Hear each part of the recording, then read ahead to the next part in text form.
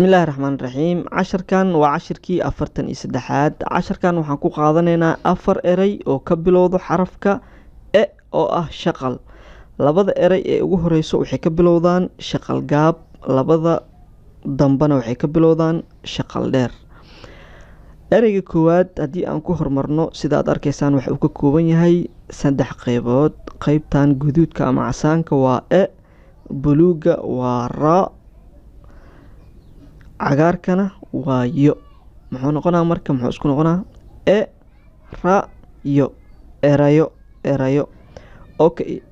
ereyga labaad asna wuxuu ka bilaabanaa e, cagaarka kaa, buluugana sho.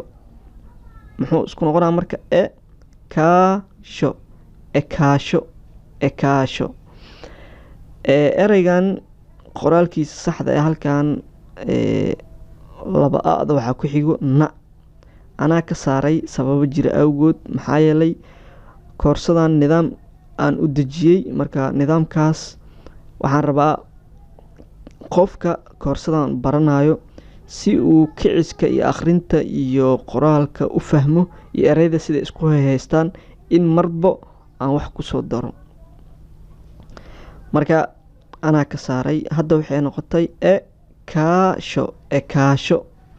ereyga saddexaad asna wuxuu ka bilowdaa shaqal dheer oo waxaa la lahaa ee. labada cagaarkana waa da iyo do. muxuu isku noqonaa marka eedo. ereyga ugu dambeeyo asna sidoo kale waa ee, cagaarkana maxaa waay lo. muxuu noqonaa marka eelo. marka waxaan rajeynaa inaad fahanteen. la socda cashirka 44aad. guulaan idin rajeynaa dhammaantiin. wassalaamu calaykum waraxmatullaahi wabarakaatu.